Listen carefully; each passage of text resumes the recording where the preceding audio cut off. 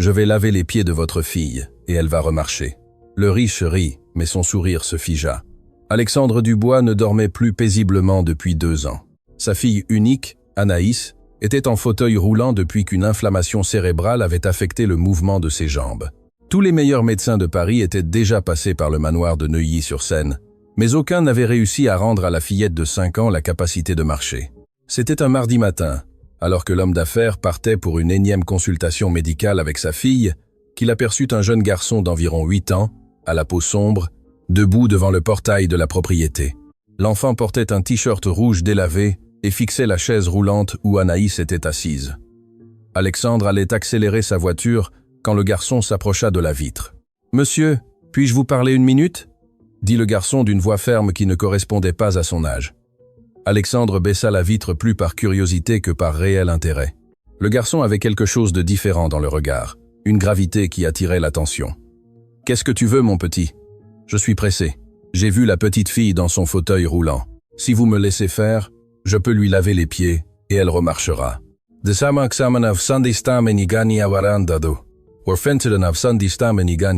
Alexandre laissa échapper un rire fort, presque moqueur. C'était le comble de l'absurdité. Après avoir dépensé plus d'1 million d'euros en traitement, voilà qu'un enfant des rues proposait un remède miracle. « Écoute, mon petit, je ne sais pas quel genre d'arnaque tu essayes de monter. Ce n'est pas une arnaque, monsieur. Ma grand-mère m'a appris des techniques. Elle soignait les gens ici dans la région depuis longtemps. Je sais faire des massages des pieds avec des herbes qui aident la personne à remarcher. » Alexandre cessa de rire en voyant l'expression du garçon. Il n'y avait là ni malice, ni espoir de gagner de l'argent facile. C'était quelque chose de plus profond, une conviction absolue qui glaça l'homme d'affaires pendant quelques secondes. Anaïs, qui jusque-là observait en silence depuis son fauteuil, se pencha en avant et regarda le garçon avec curiosité. C'était la première fois depuis des mois qu'elle montrait un intérêt réel pour quelque chose. « Papa, qui est-ce » demanda la fillette de sa douce voix. « Bonjour, princesse. Je m'appelle Mathieu. Mathieu Mercier. Et toi, tu es Anaïs, n'est-ce pas ?» Alexandre fut surpris. Comment le garçon connaissait-il le nom de sa fille? Comment connais-tu son nom? Oh, monsieur, tout le monde le sait ici dans le quartier. La dame qui travaille à la petite épicerie du coin a raconté que la fille de l'homme d'affaires était tombée malade et ne pouvait plus marcher. Elle a dit que vous étiez très triste à cause de ça.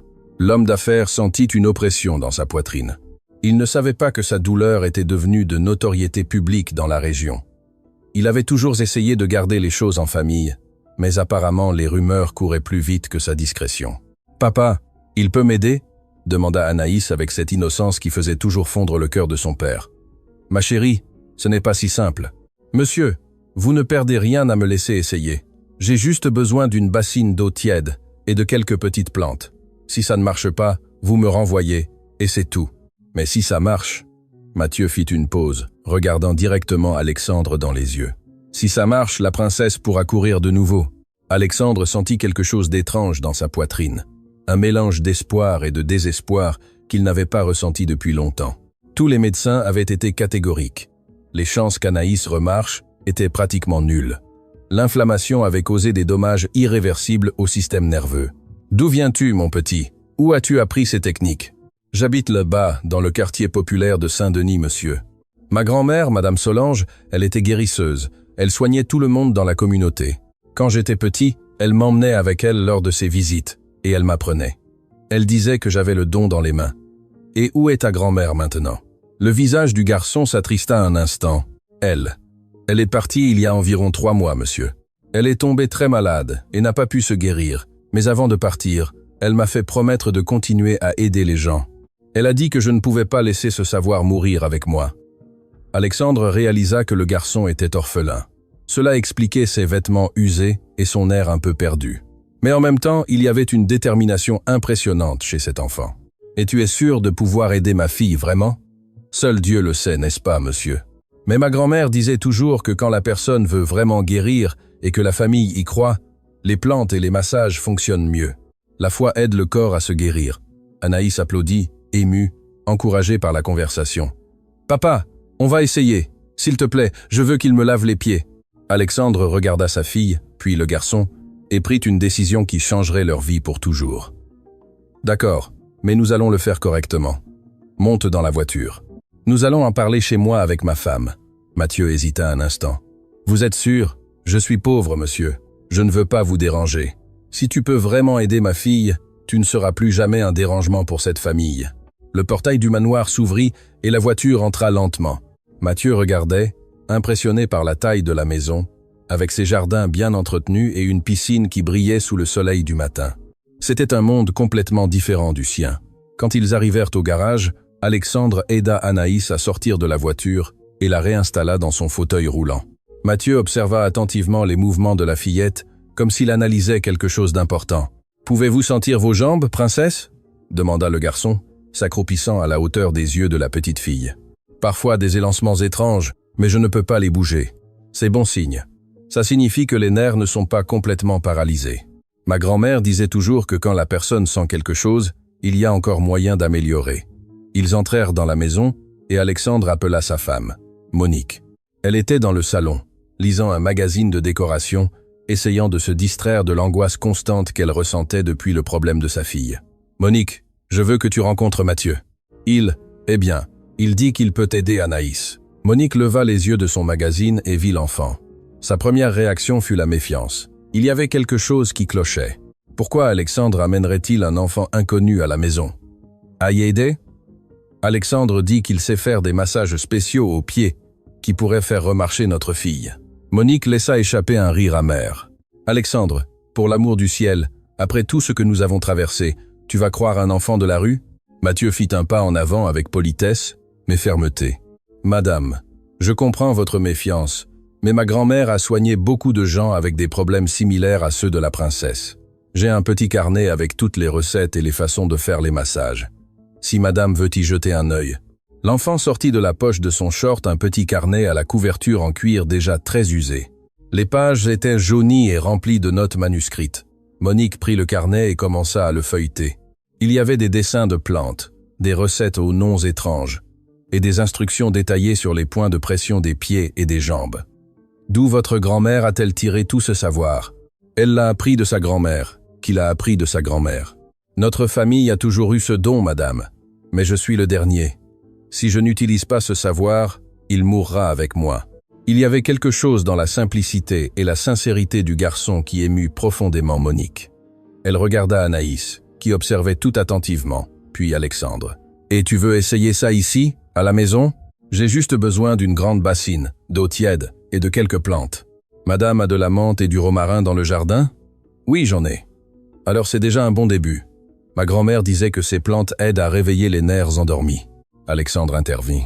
« Monique, qu'avons-nous à perdre? Nous avons déjà tout essayé. Médecin, kinésithérapeute, acupuncture, hydrothérapie, rien n'a fonctionné. Mais Alexandre, et s'il blesse notre fille? Et si c'est une sorte de charlatanisme? » « Maman, » dit Anaïs avec cette voix qui réussissait toujours à convaincre ses parents de tout. « Je veux essayer. Ça ne va pas faire mal, n'est-ce pas, Mathieu? Ça ne fera pas mal du tout, princesse. Ce ne sera qu'une sensation agréable d'eau tiède et d'odeur de plantes. Si tu ressens le moindre inconfort, j'arrête immédiatement. » Monique soupira profondément. Elle avait épuisé tous ses espoirs médicaux depuis des mois. Peut-être était-il temps d'essayer quelque chose de différent. D'accord, mais avec quelques conditions. Premièrement, nous allons faire ça dans la chambre d'Anaïs, où elle se sent en sécurité. Deuxièmement, je serai à ses côtés tout le temps. Et troisièmement, au premier signe que quelque chose ne va pas, nous arrêtons tout. Mathieu sourit pour la première fois depuis son arrivée. « Ça peut être comme ça, madame. Vous verrez que tout ira bien. » Alexandre se tourna vers le garçon. « Mathieu, as-tu un endroit où dormir? Où vivent tes parents? » « Je n'ai plus de parents, monsieur. Ma maman est partie quand j'avais 5 ans. Je n'ai jamais connu mon papa. Je n'avais que ma grand-mère. Et maintenant, elle aussi est partie. Et où dors-tu? » Mathieu baissa la tête, honteux. « Il y a un passage souterrain près de la petite épicerie. J'y trouve des cartons et on peut passer la nuit. » Monique sentit son cœur se serrer, un enfant de 8 ans dormant dans la rue. « Alexandre, nous ne pouvons pas permettre ça. Je sais, Mathieu. Et si tu restais ici à la maison pendant que tu essayes d'aider notre fille? Nous avons une chambre de bonne qui n'est pas utilisée. » Mathieu écarquilla les yeux. « Vous parlez sérieusement? Je peux vraiment rester ici? » « Bien sûr, mais à une condition. Tu étudies. Je vais t'inscrire dans une école du quartier. Je sais déjà lire et écrire, monsieur. Ma grand-mère me l'a appris. » Elle disait que le savoir était la seule chose que personne ne pouvait nous voler. Anaïs applaudit, émue. « C'est super. Maintenant je vais avoir un frère. » Tous rirent, et pour la première fois depuis des mois, la maison des Dubois fut remplie d'une atmosphère d'espoir. Chers auditeurs, si l'histoire vous plaît, n'hésitez pas à laisser un like et surtout à vous abonner à la chaîne. Cela nous aide beaucoup, nous qui débutons. La suite. Le lendemain, Mathieu se réveilla tôt chez les Dubois. Il avait passé la meilleure nuit de sa vie dans un vrai lit, avec des draps propres et un oreiller moelleux. Après s'être lavé et avoir enfilé de nouveaux vêtements que Monique lui avait achetés, il descendit prendre son petit déjeuner. « Bonjour la famille », dit l'enfant, rayonnant. « Bonjour Mathieu », répondit Anaïs, déjà dans son fauteuil roulant, attendant avec impatience le premier traitement. « Alors, quand allons-nous commencer ?» demanda la fillette. « Juste après le petit déjeuner, princesse. Mais d'abord, j'ai besoin de bien préparer les plantes. Ta maman a dit que je pouvais prendre du romarin et de la menthe dans le jardin. » Après le petit déjeuner, Mathieu sortit dans le jardin des Dubois. C'était un espace immense, avec une pelouse bien entretenue, des fleurs colorées et plusieurs arbres fruitiers. L'enfant n'avait jamais vu une telle abondance végétale dans un espace privé. Il choisit soigneusement les branches de romarin et de menthe, sentant chacune avant de les couper. Monique observait depuis la fenêtre, impressionnée par la connaissance que cet enfant démontrait sur les plantes. « Maman, Mathieu sait vraiment ce qu'il fait », commenta Anaïs. « Espérons que oui, ma chérie. » Quand Mathieu revint à la maison, il portait un petit bouquet de plantes aromatiques. Il demanda une grande bassine, des serviettes propres et de l'eau tiède. « Maintenant, je vais préparer la tisane des plantes à mélanger dans l'eau, » expliqua-t-il en séparant les feuilles. Ma grand-mère disait toujours que chaque plante a un pouvoir différent. Le romarin éveille la circulation. La menthe calme les nerfs enflammés. Alexandre observait de loin, sceptique, mais curieux de voir ce qui allait se passer. Il avait engagé une infirmière pour accompagner le processus au cas où quelque chose tournerait mal. Mathieu prépara une infusion bien forte avec les plantes et la mélangea dans l'eau tiède de la bassine. L'arôme qui se répandit dans la pièce était à la fois vivifiant et tranquillisant. « Prête, princesse ?» demanda le garçon, s'agenouillant près du fauteuil roulant. Anaïs hocha la tête, visiblement anxieuse, mais confiante. Mathieu posa délicatement ses mains sur les jambes de la fillette et commença à lui retirer ses petites chaussures et ses chaussettes. Monique tenait la main de sa fille, essayant de contrôler sa propre anxiété. « Maintenant, je vais mettre tes pieds dans l'eau chaude. Tu pourrais ressentir une sensation étrange, mais c'est normal, d'accord ?» Le garçon prit les pieds d'Anaïs et les plaça lentement dans la bassine d'eau. La fillette ferma les yeux et soupira. « Oh, c'est tellement agréable. C'est chaud et ça sent très bon. » Mathieu commença alors un massage doux, suivant exactement les instructions qu'il avait apprises avec sa grand-mère. Ses doigts, petits et fermes, pressaient des points spécifiques sur la plante des pieds et les chevilles d'Anaïs. « Tu sens quelque chose de différent, princesse ?»« Je sens comme des picotements. C'est étrange, mais ça ne fait pas mal. » Monique échangea un regard significatif avec Alexandre. Cela faisait des mois qu'Anaïs ne rapportait aucune sensation dans ses jambes. Mathieu continua le massage pendant environ 20 minutes, conversant toujours avec la fillette, racontant des histoires amusantes que sa grand-mère avait l'habitude de raconter pour distraire les patients. Ma grand-mère disait que le corps est très intelligent. Parfois, il a juste besoin d'un petit coup de pouce pour se souvenir comment faire les choses correctement. Quand la première séance fut terminée, Mathieu sécha soigneusement les pieds d'Anaïs et les enveloppa dans une serviette chaude. « Eh bien, comment te sens-tu ? Je sens mes jambes différentes, comme si elles étaient plus vivantes. » Alexandre s'approcha. « Mathieu, à quelle fréquence penses-tu faire cela ? Ma grand-mère le faisait toujours 2 fois par jour, une fois le matin et une fois l'après-midi. Elle disait que la constance est importante pour réveiller les nerfs. Et combien de temps faut-il pour voir des résultats ?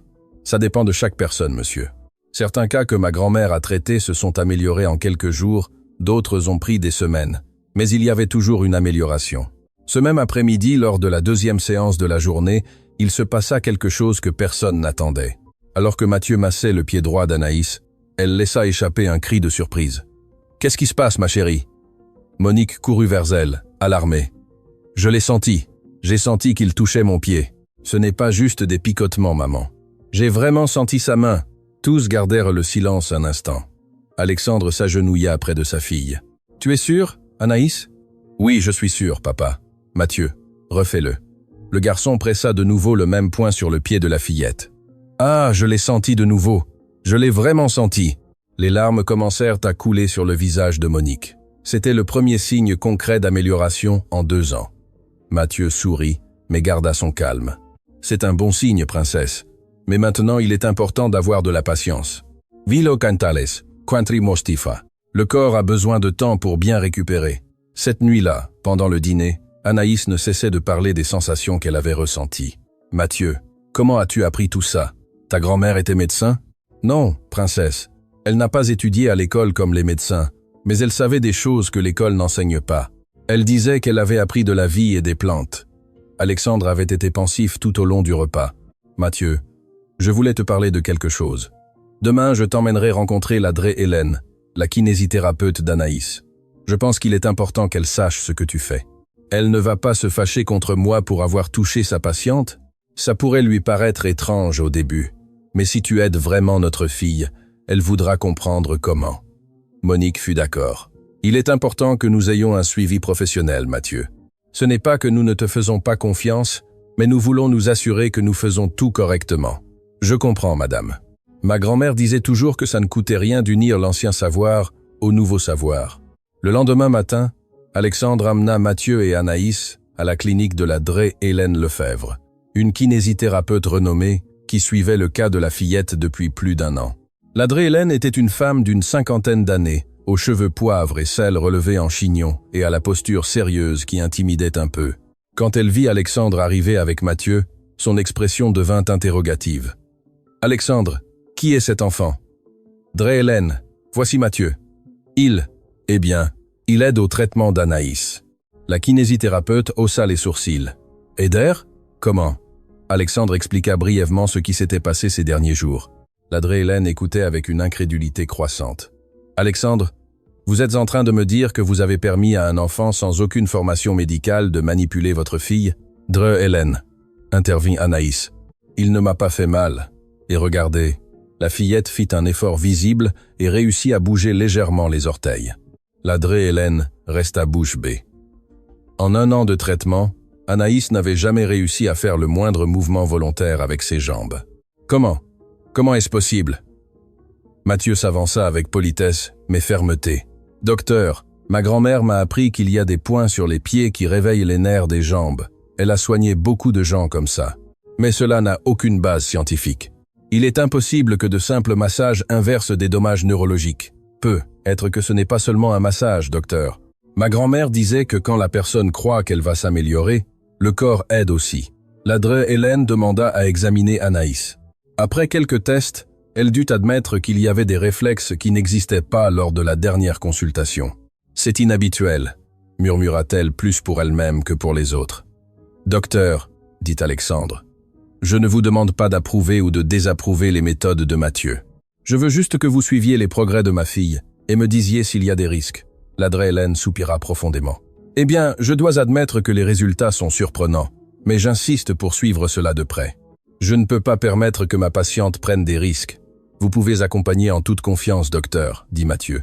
Je n'ai rien à cacher. Si vous voulez, vous pouvez même apprendre les massages que je fais. » La kinésithérapeute fut surprise par la générosité de l'enfant. « Tu m'apprendrais? » « Bien sûr.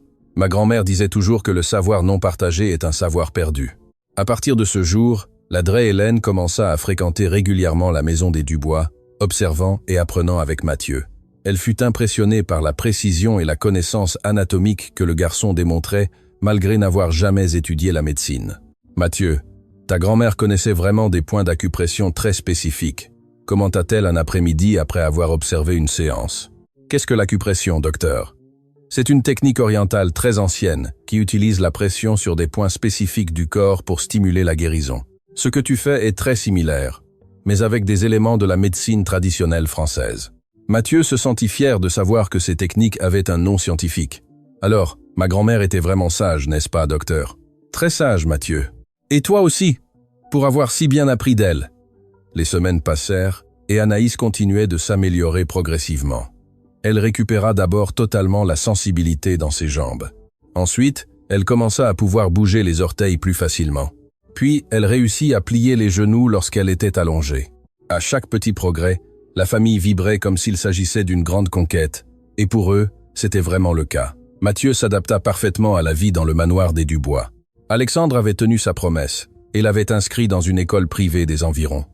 Le garçon était un élève appliqué, toujours désireux d'apprendre de nouvelles choses. « Monique, » dit Alexandre une nuit après que les enfants se soient couchés, « as-tu remarqué comment notre maison a changé depuis l'arrivée de Mathieu?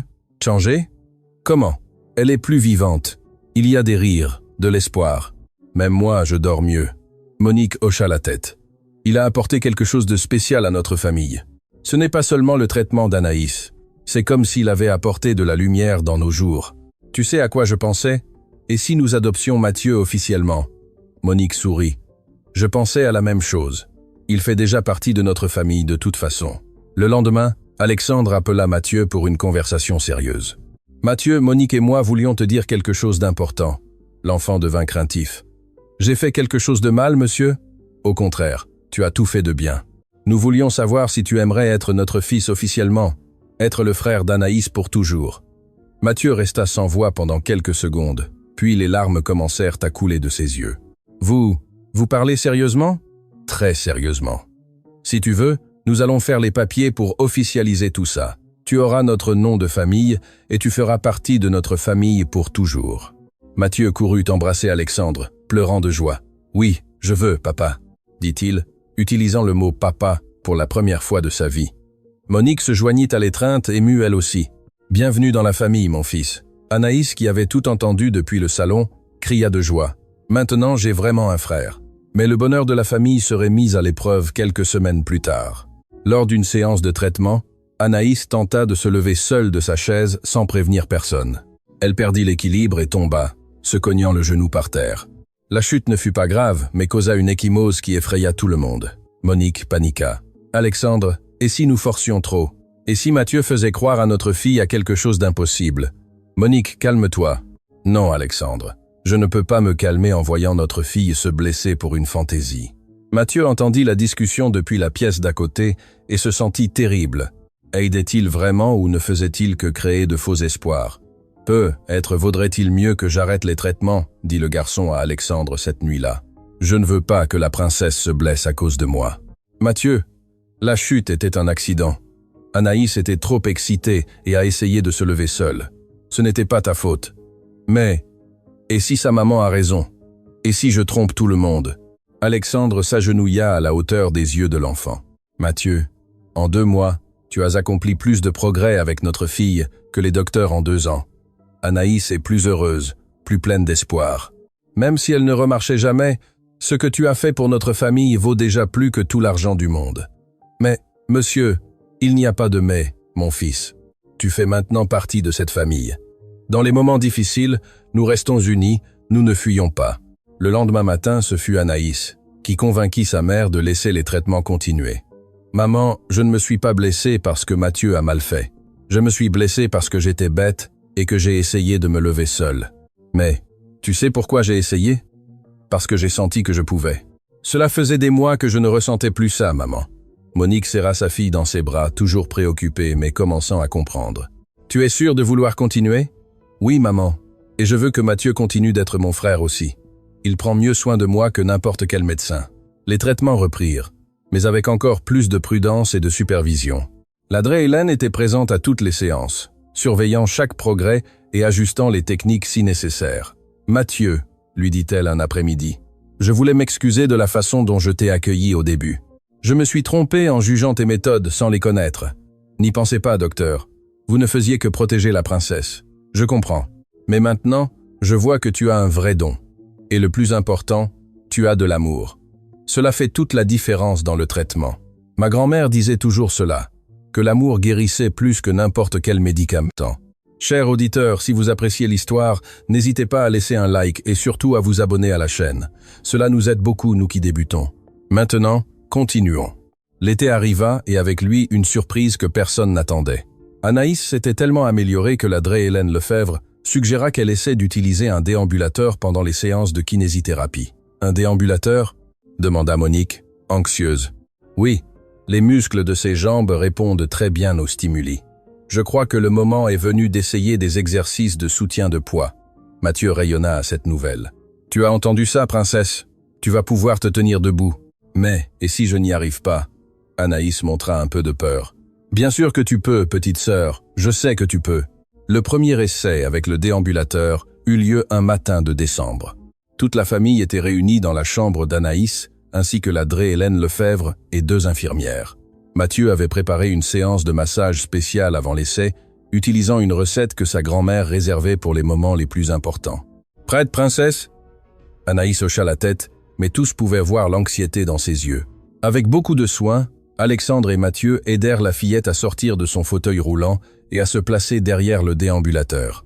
Ses jambes tremblaient avec l'effort, mais restaient fermes. « Oh là là, je suis debout, je suis vraiment debout !» Des larmes de joie coulèrent sur le visage de toutes les personnes présentes. « Maintenant, essaye de faire un petit pas, très doucement », indiqua la Dré Hélène Lefebvre. Anaïs se concentra intensément, posa un pied en avant et réussit à faire un petit pas, mais ferme. « J'ai réussi! J'ai marché !» cria la fillette, euphorique. La pièce se remplit d'applaudissements et de larmes de bonheur. Mathieu serra Anaïs dans ses bras sans lâcher le déambulateur. « Je savais que tu pouvais, petite sœur. Je le savais. » À partir de ce jour, les exercices avec le déambulateur devinrent une partie de la routine quotidienne. Anaïs était décidée à remarcher seule, et cette détermination était contagieuse. Alexandre commença à adapter la maison pour faciliter les exercices de sa fille. Il installa des barres d'appui dans les couloirs et réorganisa les meubles pour créer des espaces sûrs où elle pourrait s'entraîner. « Mathieu », dit Monique un après-midi, alors qu'il regardait Anaïs s'entraîner avec le déambulateur dans le jardin. « Je ne sais pas comment te remercier pour ce que tu as fait pour notre famille. »« Vous n'avez pas à me remercier, maman. » Mathieu avait commencé à appeler Monique « maman » ces dernières semaines. « Vous m'avez donné une famille. C'est moi qui devrais remercier. Tu sais que ta grand-mère serait très fière de toi, n'est-ce pas ?» Mathieu sourit en regardant le ciel. « Je la sens avec moi parfois, maman. » Comme si elle regardait tout et souriait. Les semaines passèrent et Anaïs continua de progresser. Bientôt, elle réussit à marcher de plus longues distances avec le déambulateur.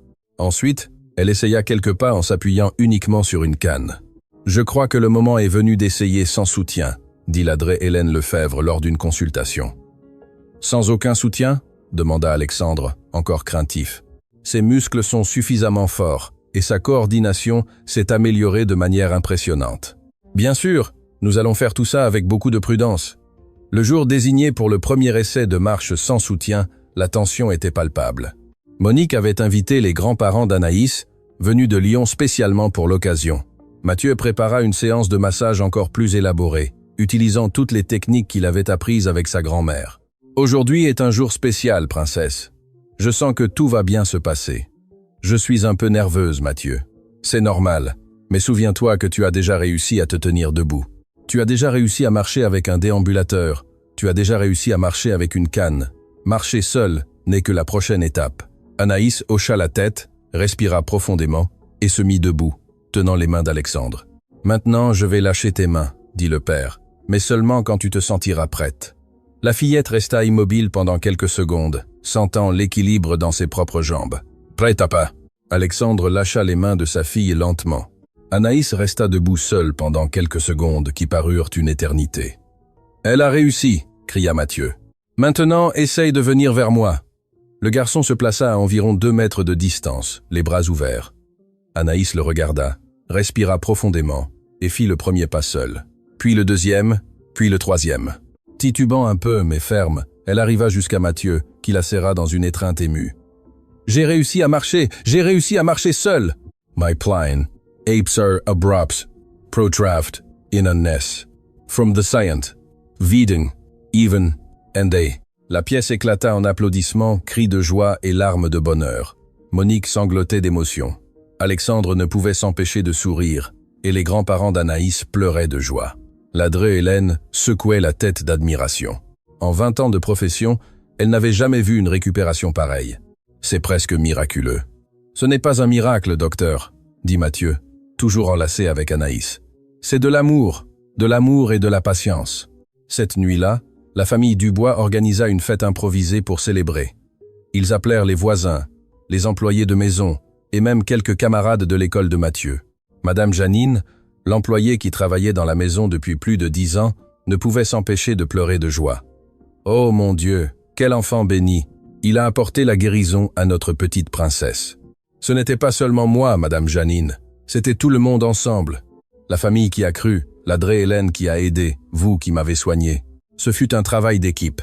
Mais l'histoire était loin d'être terminée. Le lendemain de la fête, Alexandre reçut un appel inattendu. « Bonjour Alexandre, c'est le docteur Serge Duval, du Centre français de neurosciences. » Alexandre connaissait la réputation du centre. C'était l'un des instituts de recherche les plus respectés du pays. « Dites-moi, docteur. » Informate. How was this slow? J'ai appris par des collègues la récupération exceptionnelle de votre fille. J'aimerais beaucoup connaître les méthodes que vous avez utilisées. Alexandre expliqua brièvement la situation, mentionnant Mathieu et ses techniques traditionnelles. C'est fascinant. Serait-il possible de fixer un rendez-vous? Nous sommes toujours intéressés par les méthodes alternatives qui présentent des résultats prouvés. Amintara, Meksonga, Fine Load, Must End Now. Masonga. Docteur, j'ai besoin d'en parler avec ma famille. Mais je peux vous dire que notre objectif a toujours été la récupération d'Anaïs. Pas de transformer cela en une étude scientifique. Je comprends parfaitement. Mais pensez à combien d'autres familles pourraient en bénéficier si nous parvenions à comprendre et à documenter scientifiquement ces méthodes. Cette nuit-là, Alexandre parla à Monique et Mathieu de l'appel du centre. « Qu'en pensez-vous »« Je crois que ça pourrait être bien, » dit Monique. « Si cela fonctionne vraiment, d'autres enfants pourraient être aidés. » Mathieu resta pensif. « Ma grand-mère disait toujours que le bon savoir devait être diffusé, mais j'ai peur qu'il le transforme en quelque chose de très compliqué. Pourquoi penses-tu ça, mon fils ?»« Je ne sais pas, papa. Parfois, j'ai l'impression que les médecins veulent tout expliquer avec des mots difficiles, et alors ce qui est simple devient compliqué. » Alexandre sourit. « Mais être-il important d'unir la sagesse de ta grand-mère au savoir scientifique? Ainsi, plus de gens pourraient apprendre et aider d'autres enfants comme Anaïs. Si c'est comme ça, alors c'est d'accord. Mais je veux que ça reste simple. Je veux que d'autres enfants puissent aussi guérir. » La réunion avec le docteur. Serge fut programmée pour la semaine suivante.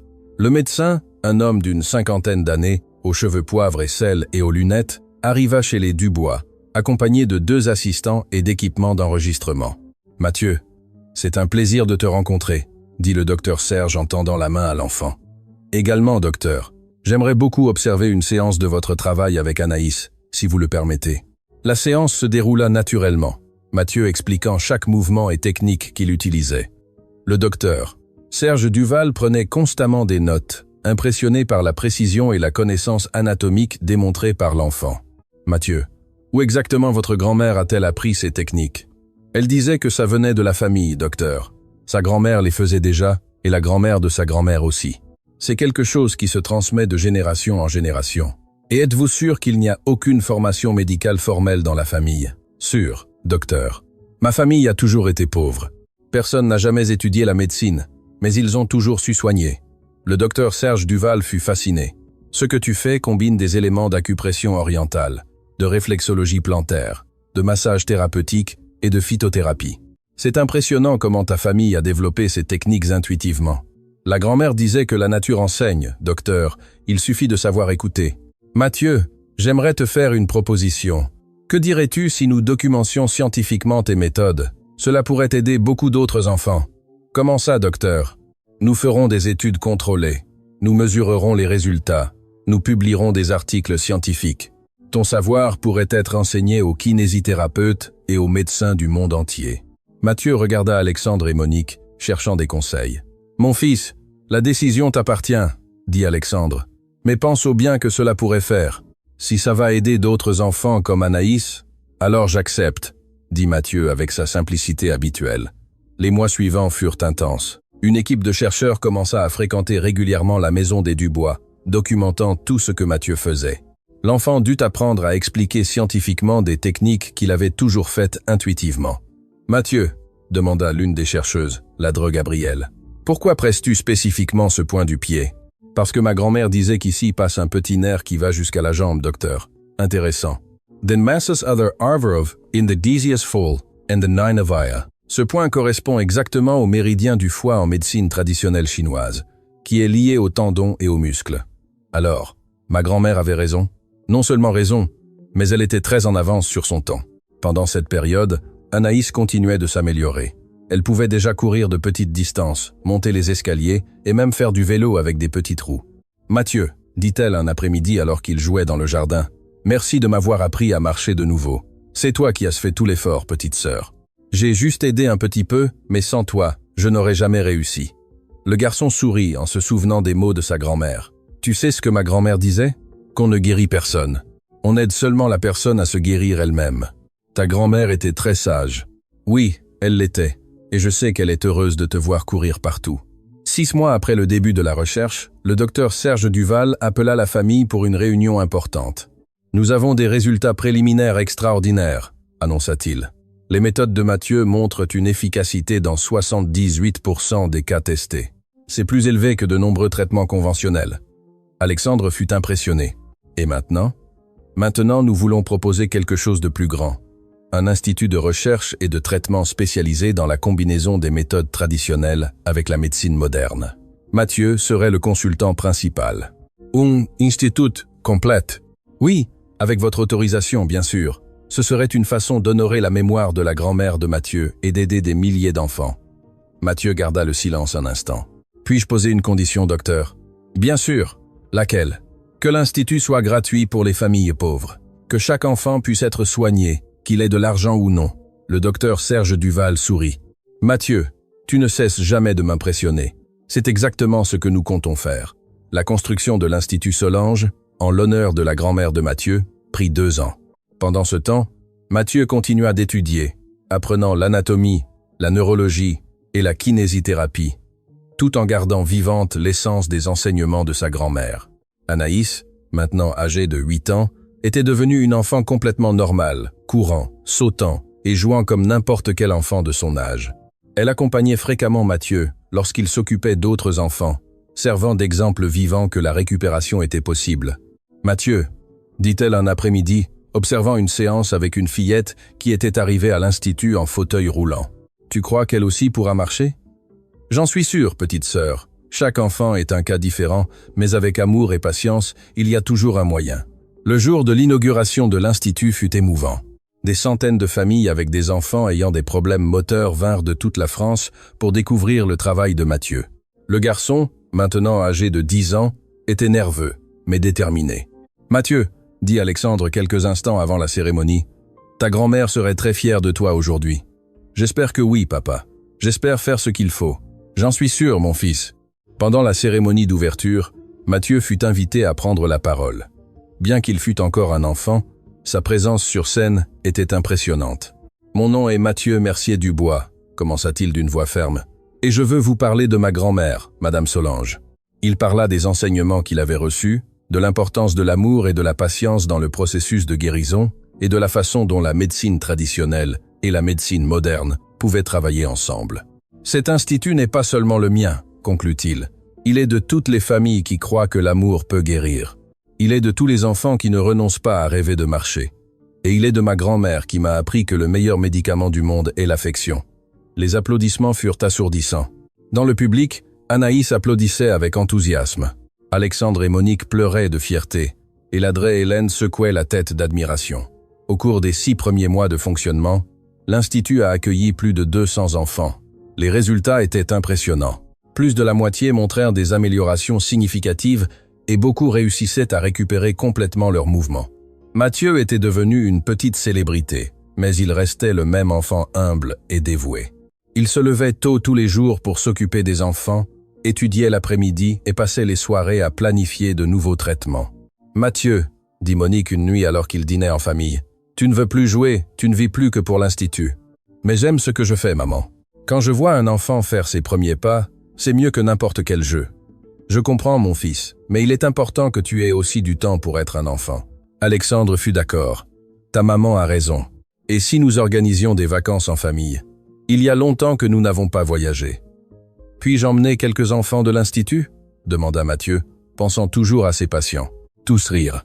Il était impossible de séparer Mathieu de son travail.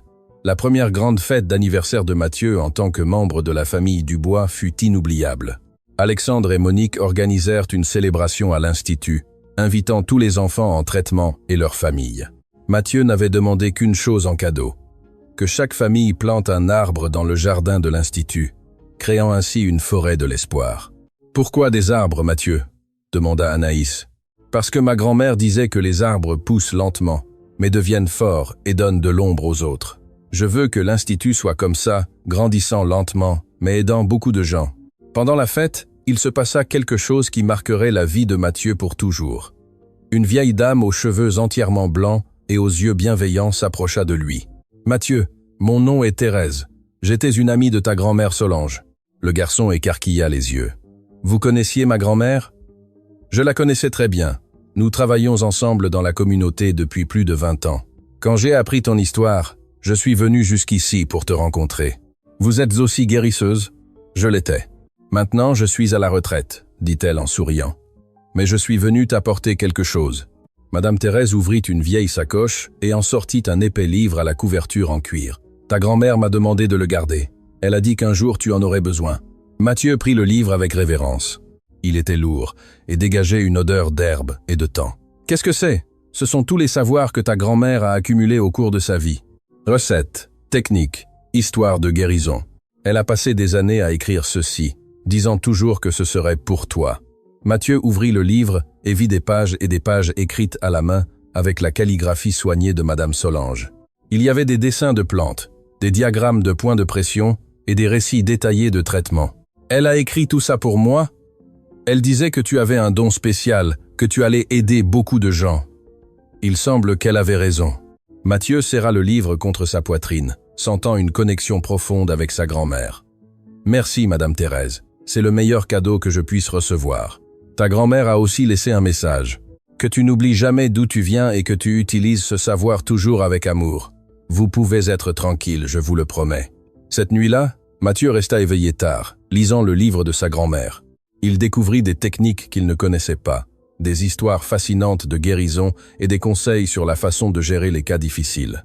Sur l'une des pages, il trouva une lettre qui lui était adressée. « Mon cher Mathieu, si tu lis ceci, c'est que tu as trouvé ton chemin dans la vie. J'ai toujours su que tu avais quelque chose de spécial. Ce n'est pas seulement le don de guérir, c'est le don d'aimer les gens et de vouloir aider. Ce livre contient tout ce que j'ai appris dans la vie. Utilise-le avec sagesse. Souviens-toi toujours, ce n'est pas nous qui guérissons. Nous aidons seulement le corps à se souvenir comment se guérir lui-même. Sois humble, sois affectueux et ne fais jamais payer pour tes dons. La guérison est un cadeau de Dieu à partager avec ceux qui en ont besoin. Je suis fier de toi, mon petit-fils. Même si tu ne peux pas me voir, je suis toujours à tes côtés. Avec amour, grand-mère Solange. » Mathieu pleura en lisant la lettre. Il sentait comme si sa grand-mère était là dans la pièce avec lui donnant ses derniers conseils. « Merci, grand-mère, » murmura-t-il. « Je ferai en sorte que tu sois toujours fier de moi. » Le lendemain, Mathieu montra le livre au docteur Serge et à son équipe.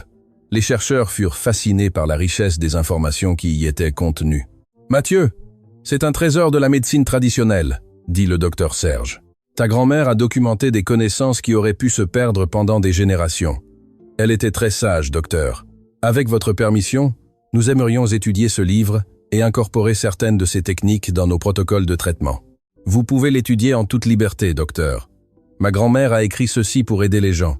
Plus il y aura de gens qui le sauront, mieux ce sera. » Les découvertes du livre de Madame Solange révolutionnèrent encore davantage les méthodes de l'Institut. De nouvelles techniques furent incorporées et les résultats furent encore meilleurs. Mathieu commença à former d'autres thérapeutes, leur enseignant non seulement les techniques physiques, mais aussi l'importance de l'affection et de la patience dans le traitement. « Rappelez-vous, » disait-il pendant les formations, « vous ne manipulez pas seulement le corps de l'enfant, vous touchez son cœur et cela fait toute la différence. » Chers auditeurs, si vous appréciez l'histoire, n'hésitez pas à laisser un like et surtout à vous abonner à la chaîne. Cela nous aide beaucoup, nous qui débutons. Maintenant, continuons. 2 ans après l'inauguration de l'Institut, un cas arriva qui mettrait à l'épreuve toutes les connaissances de Mathieu. Une fillette de 6 ans nommée Justine avait subi un accident de voiture qui avait gravement compromis sa moelle épinière. Les médecins avaient dit qu'elle ne remarcherait jamais. « Mathieu, » dit la mère de la fillette, « Madame Martine, les larmes aux yeux, j'ai entendu parler de votre travail. S'il vous plaît, aidez ma fille. » Mathieu examina attentivement le cas de Justine. C'était plus grave que tout ce qu'il avait traité auparavant, mais quelque chose dans le regard déterminé de la fillette le fit croire que cela valait la peine d'essayer. « Justine, tu veux vraiment essayer? Ça va être difficile, et parfois ça va faire mal. »« Oui, je veux, tonton Mathieu. Je veux vraiment remarcher pour jouer avec mes amis. »« Alors, nous allons essayer, mais tu devras avoir beaucoup de patience avec moi. »« D'accord. » Le traitement de Justine fut le plus difficile de la carrière de Mathieu. Il dut adapter plusieurs techniques, créer de nouvelles combinaisons de plantes médicinales et travailler en collaboration directe avec une équipe de neurochirurgiens. Mathieu, dit le docteur. Serge lors d'une réunion. Ce cas est extrêmement complexe. Peut-être vaudrait-il mieux. Docteur, ma grand-mère disait toujours que nous ne devions pas abandonner avant d'avoir tout essayé. Justine veut essayer. Sa famille veut essayer. Alors, nous allons essayer. Mais, et si ça ne marche pas? Tu ne peux pas te sentir responsable de tout. Je ne me sentirai pas responsable, docteur. Je me sentirai fier d'avoir essayé. C'est différent. Le traitement de Justine dura 6 mois intenses. Il y avait des jours où elle semblait s'améliorer, d'autres où elle semblait régresser. Mathieu adapta sa propre routine pour consacrer plus de temps à la fillette, travaillant avec elle matin et soir.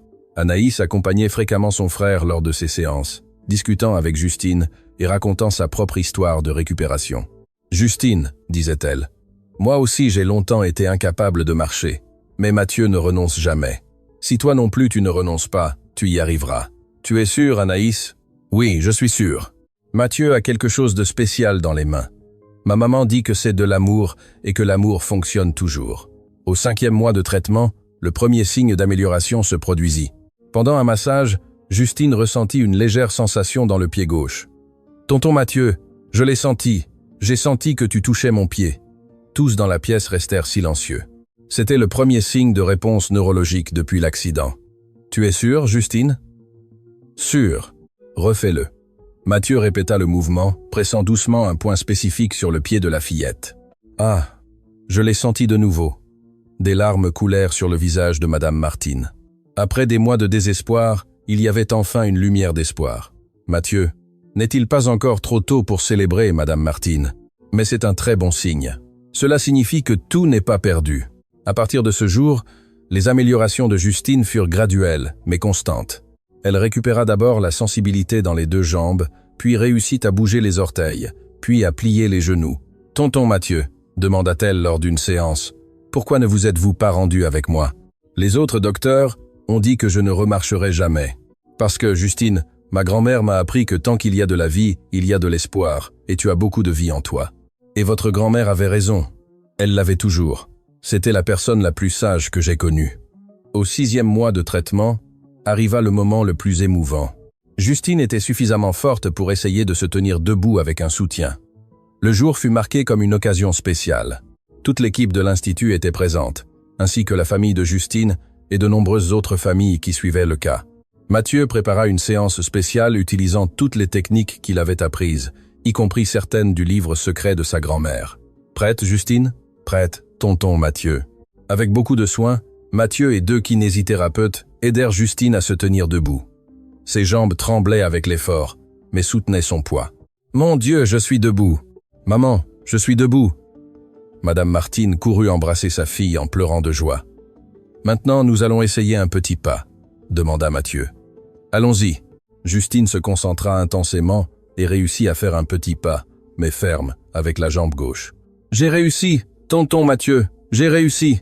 Tout l'Institut éclata en applaudissements. Ce fut l'un des moments les plus émouvants de l'histoire du lieu. Le docteur, Serge, qui avait suivi tout le processus, secouait la tête d'admiration. « Mathieu, ce que tu as accompli ici défie toutes les prédictions médicales. Ce cas sera étudié pendant des années. L'important n'est pas de l'étudier, docteur. C'est que Justine a réussi. C'est qu'elle va pouvoir jouer de nouveau avec ses amis. » Le succès avec Justine apporta encore plus de reconnaissance au travail de Mathieu. Des médecins d'autres pays commencèrent à visiter l'Institut, voulant apprendre les techniques qu'il avait développées. « Mathieu, » dit Alexandre une nuit, « tu es devenu célèbre dans le monde entier. Comment te sens-tu? » « Bizarre, papa. Parfois, je pense que les gens exagèrent. Je fais juste ce que ma grand-mère m'a appris. Mais mon fils, ce que tu fais aide beaucoup de gens. Il est naturel qu'on te reconnaisse. Je sais, je ne veux juste pas que la célébrité change qui je suis. Je veux rester le même Mathieu qui est arrivé ici ce matin-là. » Monique s'approcha et serra son fils dans ses bras. « Tu ne changeras jamais, Mathieu. Tu as un très beau cœur, et ça ne change ni avec la célébrité, ni avec l'argent. Merci, maman. » Inframasanda, Axolanda in, Bendo Pass, Enda, Axolanda, vous m'avez tellement appris sur l'amour et la famille. Sans vous, je n'aurais jamais pu arriver ici. Alexandre sourit. C'est nous les chanceux de t'avoir comme fils, Mathieu. Tu as apporté la lumière dans notre vie. Et vous avez apporté un foyer à la mienne. Nous sommes une vraie famille. » Anaïs, qui avait entendu la conversation depuis le salon, courut se joindre à l'étreinte familiale. « Et moi j'ai apporté quoi ?» demanda-t-elle joueuse. « Tu as apporté de la joie, petite sœur, » dit Mathieu, en lui ébouriffant les cheveux. « Et c'est toi qui m'as donné la première opportunité d'aider quelqu'un. Alors, tout a été planifié par le destin, n'est-ce pas? » « Je crois que oui, Anaïs. Je crois que oui. » 5 ans après l'inauguration de l'Institut, Mathieu était devenu un adolescent de 15 ans, grand pour son âge, mais conservant la même humilité et le même dévouement. L'Institut avait maintenant des succursales dans 3 villes et avait formé plus de 100 thérapeutes. « Mathieu, » dit le docteur Serge lors d'une réunion, « nous avons reçu une invitation très spéciale. » « Quel genre d'invitation, docteur ? » « L'Organisation mondiale de la santé veut que tu présentes tes méthodes à un congrès international à Genève. » Mathieu fut surpris. « En Suisse ? Mais docteur, je ne suis jamais sorti de France. Ce serait une opportunité incroyable de faire connaître ton travail au monde entier. Imagine combien d'enfants pourraient être aidés. » Mathieu parla à sa famille de l'invitation. « Qu'en pensez-vous ? Je crois que tu devrais y aller, » dit Alexandre. « C'est une opportunité d'honorer la mémoire de ta grand-mère dans le monde entier. Mais et l'Institut ? Et les enfants en traitement ? » « L'Institut continuera de fonctionner, » dit Monique. « Et ce n'est qu'une semaine. Quand tu reviendras, tu pourras appliquer tout ce que tu apprendras là-bas. Anaïs, toi, qu'en penses-tu ? Je crois que tu devrais y aller, Mathieu. Mais promets que tu reviendras vite. Tu vas me manquer. Je te le promets, petite sœur. » Une semaine passe vite. Le voyage à Genève fut la première fois que Mathieu quittait la France. Il fut impressionné par les montagnes enneigées et par l'organisation du congrès. Sa présentation fut un succès absolu. Des médecins et des chercheurs du monde entier furent fascinés par la combinaison des techniques traditionnelles françaises avec des méthodes scientifiques modernes. « Docteur Mathieu, » dit un médecin japonais après la présentation, « vos techniques ont des similitudes impressionnantes avec la médecine traditionnelle de mon pays. C'est très intéressant, docteur. Peut être que la sagesse ancienne est similaire partout dans le monde. Exactement. Le corps humain est le même partout. Les techniques pour le guérir doivent aussi être universelles. If you inspire dumbs to them, they can dumb their phone. » Pendant le congrès, Mathieu rencontra des médecins, des chercheurs et des thérapeutes de dizaines de pays. Tous voulaient apprendre ces techniques et emporter ce savoir dans leur pays. « Mathieu, » dit une médecin française, « seriez-vous prêt à venir former notre équipe à Paris? Et si vous visitiez notre clinique à Londres ?» demanda un médecin anglais. « Notre université de Toronto serait ravie de vous accueillir comme professeur invité, » dit une Canadienne. Mathieu se sentit flatté, mais aussi un peu confus. « Docteur, votre intérêt me touche beaucoup, mais mon travail est en France. C'est là que se trouvent les enfants que je soigne. » « Mais Mathieu, pensez à combien d'enfants vous pourriez aider si vous étendiez votre travail à d'autres pays. » Cette nuit-là, à l'hôtel de Genève, Mathieu appela chez lui. « Papa, je ne sais pas quoi faire. Beaucoup de gens veulent que j'aille dans d'autres pays. Et tu veux y aller, mon fils? » « Je ne sais pas. Je pense à grand-mère Solange. Elle a toujours travaillé dans sa communauté. Elle n'a jamais voulu être célèbre. Mais Mathieu, peut être que ta mission est différente de la sienne. Peut être dois-tu répandre ce savoir dans le monde entier. Et toi et maman, qu'en pensez-vous? Nous pensons que tu dois faire ce que ton cœur te dicte. Mais souviens-toi que tu auras toujours un foyer ici avec nous. Et Anaïs, comment va-t-elle? Elle te manque, mais elle est fière de son frère. Elle a dit que tu étais l'enfant le plus important du monde. » Mathieu sourit, ressentant de la nostalgie pour sa maison. « Papa, je crois que je sais ce que je vais faire. » Le dernier jour du congrès, Mathieu fit une annonce qui surprit tout le monde. « Docteur, je tiens d'abord à vous remercier de votre affection, mais j'ai décidé que ma place est en France, à aider les enfants de ma communauté. » Il y eut des murmures de déception dans le public. « Mais, » continua Mathieu, « je suis prêt à former vos médecins en France. Vous pouvez envoyer des équipes à notre institut. Ainsi, vous apprendrez les techniques et les emporterez dans vos pays. » La proposition fut accueillie avec enthousiasme. C'était une solution qui permettait d'étendre le savoir sans éloigner Mathieu de son environnement. De plus, ajouta-t-il, nous allons créer un programme d'échange. Offranden Dolentu with Amandan Tutu, Detour, as well into, as well into, as well into. Des médecins français pourront aller dans vos pays pour enseigner, et des médecins de vos pays pourront venir apprendre avec nous. Les applaudissements furent assourdissants. Mathieu avait trouvé un moyen d'honorer la mémoire de sa grand-mère et en même temps d'étendre ses connaissances au monde. Quand il revint en France, il fut accueilli comme un héros à l'aéroport. Des dizaines de familles étaient là avec des pancartes de remerciements. « Mathieu, Mathieu !» criaient les enfants qu'il avait traités. Anaïs courut l'embrasser. « La maison t'a beaucoup manqué, frère. »« Oh, comme elle m'a manqué. J'ai hâte de retourner à l'institut. »« J'ai une surprise pour toi, » dit-elle en souriant mystérieusement. « Quelle surprise !»« Pendant que tu étais parti, j'ai commencé à apprendre tes massages avec la Dré Hélène. Je veux aussi aider à l'institut. » Mathieu fut ému. « Sérieusement, Anaïs? Sérieusement, tu m'as guéri. Maintenant, je veux aider à guérir d'autres enfants. Grand-mère Solange serait très fière de nous deux. » Elle le serait. Oui, nous sommes une famille de guérisseurs maintenant. Dans les mois suivants, l'Institut reçut des médecins de 17 pays différents. Mathieu formait chaque groupe avec patience et dévouement, soulignant toujours que les techniques ne fonctionnaient que lorsqu'elles étaient appliquées avec amour. « Rappelez-vous, disait-il pendant les formations, vous touchez non seulement le corps, mais l'âme de chaque enfant. Cela fait toute la différence. » Un médecin allemand demanda, « Mathieu, comment parviens-tu à maintenir cette énergie positive tout le temps? » « C'est simple, docteur. Chaque fois que je vois un enfant faire ses premiers pas, je me souviens pourquoi je suis ici. Cela me donne l'énergie de continuer. » Anaïs était devenue une excellente assistante. À 12 ans, elle maîtrisait déjà plusieurs techniques de base et avait un don particulier avec les plus jeunes enfants. « Mathieu, » dit-elle un après-midi après avoir aidé une fillette de 4 ans à faire ses premiers pas. « Je crois que j'ai compris pourquoi tu aimes tant ce travail. » « Pourquoi? Parce que quand on aide quelqu'un à marcher, c'est comme si on aidait toute la famille à retrouver le bonheur. » Mathieu sourit, fier de sa sœur. « C'est exactement ça, Anaïs. Tu as tout compris. J'ai appris du meilleur maître du monde. Nous avons tous les deux appris de grand-mère Solange. Elle était la vraie maîtresse. 10 ans s'étaient écoulés depuis le jour où Mathieu était apparu à la porte du manoir des Dubois. Il était maintenant un jeune homme de 18 ans, diplômé du lycée et sur le point d'entrer à la faculté de médecine. « Mathieu, » dit Alexandre un matin pendant le petit déjeuner, « tu es sûr de vouloir étudier la médecine? Tu en sais déjà plus sur la guérison que beaucoup de médecins diplômés. »« Oui, je veux, papa. Je veux comprendre scientifiquement tout ce que je fais. Ainsi, je pourrai mieux enseigner aux autres. »« Et tu vas continuer à travailler à l'Institut? »« Bien sûr, l'Institut est ma vie. Je veux juste améliorer encore plus ce que je fais déjà. » Monique sourit, fière de son fils. « Ta grand-mère serait très heureuse de savoir que tu vas être médecin officiellement. » Je crois qu'elle le savait déjà, maman. Grand-mère Solange était très sage. Je suis sûr qu'elle avait prédit tout cela. Anaïs, maintenant âgée de 15 ans et une adolescente belle et intelligente, avait également décidé de suivre une carrière médicale. « Mathieu, tu crois que nous ressemblons à notre grand-mère? »« Je crois que oui, petite sœur. Nächsten Mess. S. Der Nein. » Elle disait toujours que le don de guérir se transmettait de génération en génération. Peu. Être l'avons-nous hérité d'elle. Mais nous ne sommes pas parents de sang. Ce n'est pas nécessaire, Anaïs. La famille, c'est ce que nous choisissons d'aimer, et l'amour se transmet aussi de personne à personne. Le jour de la remise des diplômes du lycée de Mathieu, toute la famille était présente. Alexandre avait organisé une fête à l'Institut, invitant tous les enfants et les familles qui avaient été soignés au fil des ans.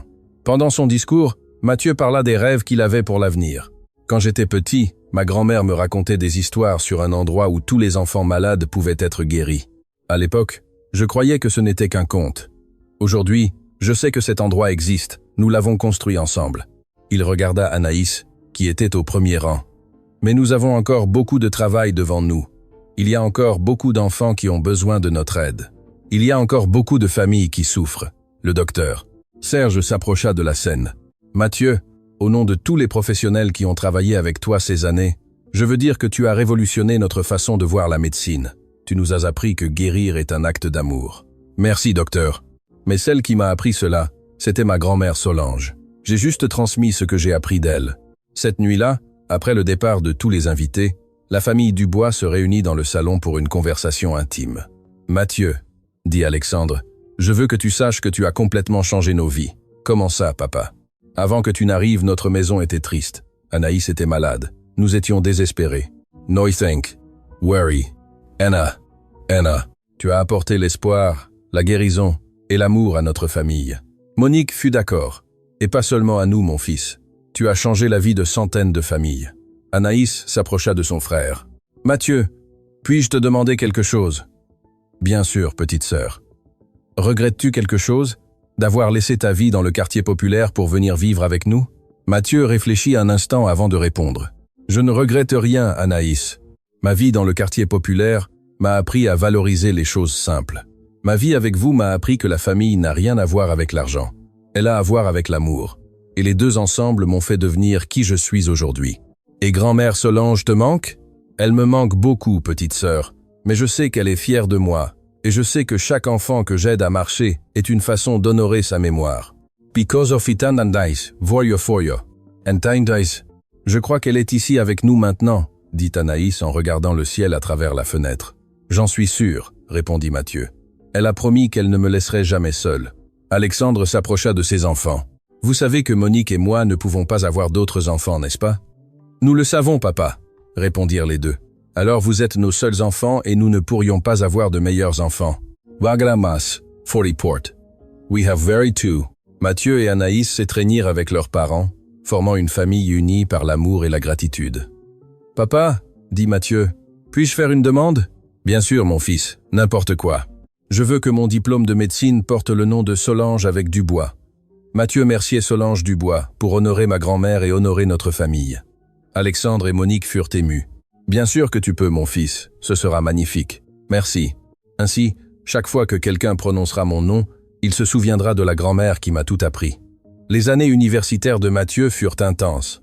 Il conciliait ses études de médecine avec le travail à l'institut, toujours apprenant et toujours enseignant. Ses professeurs étaient impressionnés par les connaissances pratiques qu'il démontrait. « Mathieu, » dit le docteur. Arthur, son professeur de neurologie, « Tu as une compréhension instinctive du système nerveux que je n'ai jamais vue chez un étudiant. Professeur, j'ai appris en observant et en faisant. Ma grand-mère disait que le corps enseigne à qui sait écouter, et elle avait raison. Tu devrais envisager de te spécialiser en neurologie pédiatrique. C'est exactement ce que je compte faire, professeur. » Pendant ses études, Mathieu continua de recevoir des invitations d'universités du monde entier. Des universités offrèrent des bourses complètes pour des études de 3e cycle. Des cliniques proposaient des salaires mirobolants, mais il les refusait toujours. « Pourquoi n'acceptes-tu aucune de ces propositions ?» demanda un camarade de classe. « Parce que ma place est ici en France. C'est ici que se trouve ma famille, mon institut et les enfants que j'aide. Mais Mathieu, tu pourrais gagner beaucoup d'argent là-bas. Pourquoi voudrais-je de l'argent? J'ai déjà tout ce dont j'ai besoin. Une famille qui m'aime, un travail qui m'épanouit, et la certitude de faire une différence dans la vie des gens. » Anaïs avait également commencé l'université en kinésithérapie. Elle voulait se spécialiser dans les techniques que Mathieu avait développées. « Mathieu, » lui dit-elle une nuit, « je veux apprendre toutes les recettes du livre de grand-mère Solange. » Pourquoi? Parce que quand tu seras médecin diplômé, tu seras très occupé. Je veux pouvoir continuer le travail de l'Institut avec les mêmes techniques. C'est une excellente idée, petite sœur. Nous allons étudier le livre ensemble. Dans les mois suivants, Mathieu et Anaïs se consacrèrent à étudier minutieusement le livre de Madame Solange. Ils découvrirent des recettes qu'ils n'avaient jamais utilisées, des techniques spécifiques pour différents types de problèmes et des histoires inspirantes de guérisons anciennes. « Dis donc, Mathieu, ta grand-mère savait vraiment tout, » dit Anaïs un après-midi après avoir lu sur un traitement complexe pour la paralysie cérébrale. « Elle était une encyclopédie vivante, petite sœur, et maintenant nous sommes les gardiens de ce savoir. C'est une grande responsabilité. » Oui, ça l'est, mais c'est une responsabilité magnifique. Combien de personnes peuvent dire qu'elles ont dédié leur vie à aider les autres?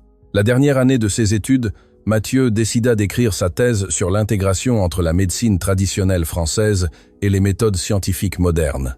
Le travail était basé sur son expérience à l'Institut et sur les enseignements de sa grand-mère. « Mathieu, » dit son directeur de thèse, le docteur. « Maurice, ce travail est révolutionnaire. Tu crées un pont entre deux mondes qui ont toujours été considérés incompatibles. Ils ne sont pas incompatibles, professeur. Ils sont complémentaires. Ma grand-mère disait toujours qu'il existe de nombreux chemins pour arriver au même endroit. Et quel est cet endroit? La guérison, professeur, la guérison du corps et de l'âme. » La soutenance de thèse fut un événement historique à l'université. Le jury était composé de médecins renommés et l'auditorium était rempli d'étudiants, de professeurs et de professionnels du domaine. Mathieu présenta son travail avec assurance et passion, montrant des cas réels d'enfants qui s'étaient rétablis grâce à ces méthodes. « Monsieur Mathieu, » demanda l'un des examinateurs, « comment expliquez-vous scientifiquement le succès de techniques qui n'ont pas de base dans des études contrôlées? » Professeur, je crois qu'il y a encore beaucoup que nous ignorons sur le corps humain et sa capacité de guérison. Ce que ma grand-mère faisait intuitivement, nous commençons à le comprendre scientifiquement. Acupression, réflexologie, phytothérapie. Tout cela a une base scientifique prouvée. Et qu'appelez-vous le facteur amour? Le facteur amour, professeur, c'est ce qui distingue un bon professionnel d'un professionnel exceptionnel. Quand vous traitez un enfant avec affection, il se sent en sécurité. Quand il se sent en sécurité, son corps se détend. Quand le corps se détend, les processus de guérison fonctionnent mieux. Le jury fut impressionné par la maturité et les connaissances démontrées par Mathieu. Félicitations, docteur. Mathieu, dit le président du jury à la fin. Vous avez été approuvé avec mention. Ce travail sera publié et, sans aucun doute, influencera les futures générations de médecins. Lors de la fête de remise des diplômes, toute la famille Dubois était présente, ainsi que des centaines de personnes qui avaient bénéficié du travail de Mathieu au fil des ans. Justine, la fillette qui avait été considérée paralysée pour toujours, était là, courant dans la salle comme n'importe quelle adolescente normale. « Docteur Mathieu », cria-t-elle en courant pour l'embrasser. « Je suis si fière de vous, Justine. Comme tu as grandi. Tu es une belle jeune femme, et tout cela grâce à vous. Maintenant, je peux courir, danser, faire tout ce que je veux. Ce n'était pas seulement grâce à moi, Justine. C'était grâce à toi qui n'as jamais abandonné. C'était grâce à ta famille qui a cru. Et c'était grâce à grand-mère Solange qui m'a tout appris. » Pendant son discours de remise des diplômes, Mathieu émut toutes les personnes présentes. Il y a 10 ans, j'étais un enfant orphelin de 8 ans qui dormait sous un pont. Aujourd'hui, je suis un médecin diplômé avec une famille qui m'aime et un travail qui m'épanouit. Cette transformation n'a été possible que parce que des gens ont cru en moi. Alexandre et Monique Dubois m'ont donné un foyer. And that's of this Gramps. In Find the Dawn to the Fiver. This one episode of Anaïs m'a donné un but et ma grand-mère Solange m'a donné le savoir pour aider les autres. Il regarda le ciel. Grand-mère, si tu m'écoutes, je veux que tu saches que chaque enfant qui apprend à marcher est un hommage à toi. Chaque famille qui retrouve le sourire est un remerciement pour les enseignements que tu m'as donnés. Il n'y avait pas un œil sec dans l'auditorium. Maintenant, en tant que médecin diplômé, ma mission est d'étendre encore plus le travail de l'Institut. Je veux créer une université de médecine intégrative où les futurs médecins pourront apprendre à la fois les techniques modernes et la sagesse traditionnelle. Les applaudissements furent assourdissants. Alexandre et Monique pleuraient de fierté. Anaïs souriait, radieuse, et des centaines de personnes célébraient le succès de ce jeune homme qui avait changé leur vie. Après la remise des diplômes, Mathieu fut sollicité par des dizaines de journalistes voulant raconter son histoire. « Docteur Mathieu ?» demanda une reporter. « Quel est le secret de votre succès ?»« Il n'y a pas de secret, » répondit-il avec simplicité. « Le secret, c'est qu'il n'y a pas de secret. C'est traiter chaque enfant comme s'il était ma sœur, chaque famille comme si elle était ma famille. C'est se souvenir toujours d'où je viens, et ne jamais oublier où je veux aller. Et où voulez-vous aller ? Je veux arriver à un monde où aucun enfant ne sera considéré comme impossible à guérir, où aucune famille ne perdra l'espoir, où la médecine traditionnelle et la médecine moderne travailleront ensemble pour le bien des personnes. Croyez-vous que cela soit possible ? Mathieu sourit en se souvenant des mots de sa grand-mère. Grand-mère Solange disait toujours que tout est possible pour qui a la foi, l'amour et la persévérance. Je la crois. Alors oui, je crois que c'est possible. 5 ans après l'obtention de son diplôme, le docteur Mathieu Mercier et Solange Dubois était devenu une référence mondiale en médecine intégrative. Son université accueillait des étudiants de tous les continents et ses méthodes étaient appliquées dans des hôpitaux du monde entier. Mais pour lui, le plus important restait le travail direct avec les enfants. Chaque matin, avant tout engagement officiel, il passait 2 heures à l'Institut, s'occupant personnellement de ses patients. « Docteur, » dit une mère un matin, « pourquoi vous occupez-vous encore personnellement des patients ? Vous n'avez plus besoin de faire ça, madame. Je devrais toujours le faire. C'est ici que je me souviens pourquoi je suis devenu médecin. C'est ici que je me connecte avec grand-mère Solange. » Anaïs, maintenant kinésithérapeute diplômée et spécialisée dans les techniques de l'Institut, était devenue la directrice clinique. « Mathieu !» dit-elle un après-midi après une séance particulièrement émouvante avec un enfant. « Tu ne te fatigues jamais ? » ?»« Oui, je me fatigue, petite sœur.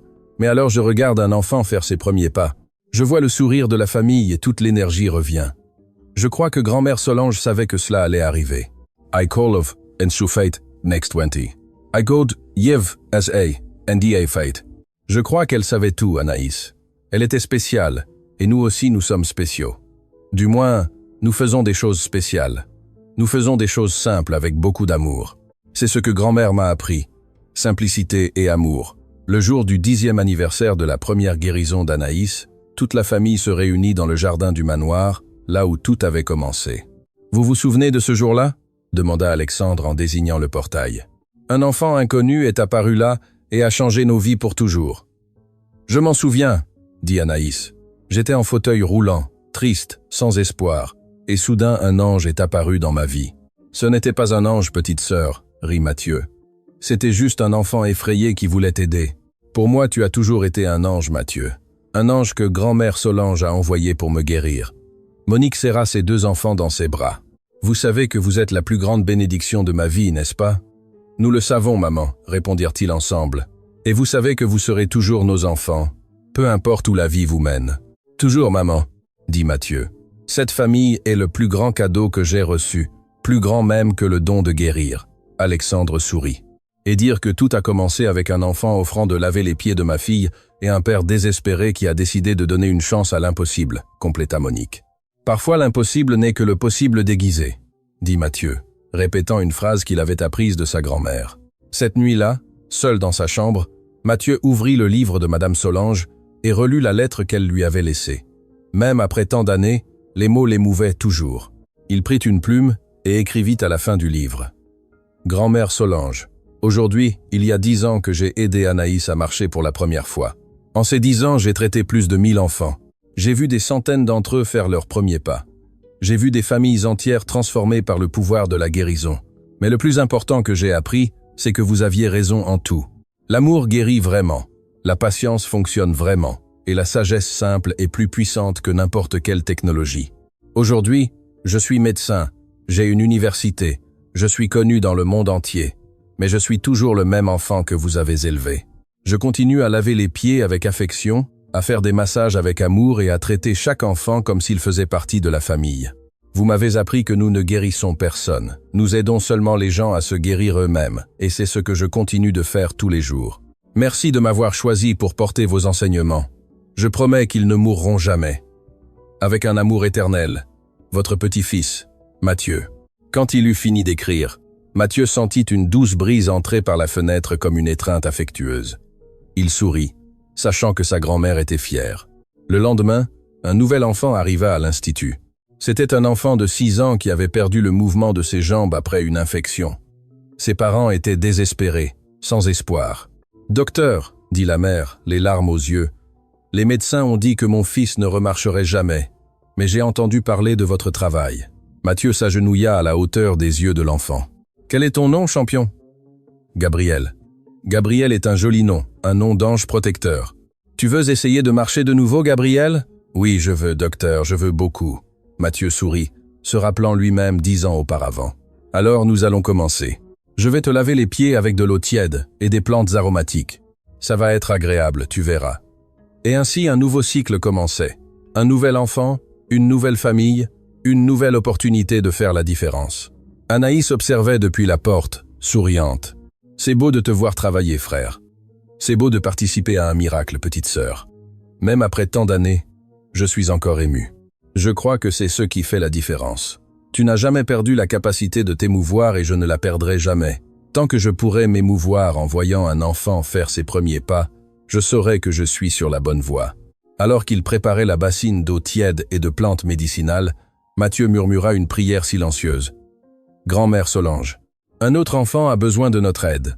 Donne-moi de la force, de la sagesse et beaucoup d'amour pour bien prendre soin de Gabriel. » Et comme cela arrivait toujours, il sentit une paix profonde envahir son cœur, la certitude que sa grand-mère était là, guidant ses mains et son cœur. Fin de l'histoire. Et vous, chers spectateurs, qu'avez-vous pensé de cette histoire de dépassement et d'amour? Dites-nous en commentaire quel moment vous a le plus ému, et si vous connaissez une histoire similaire à partager avec nous. N'oubliez pas de laisser un like et de vous abonner à la chaîne pour plus d'histoires qui touchent le cœur.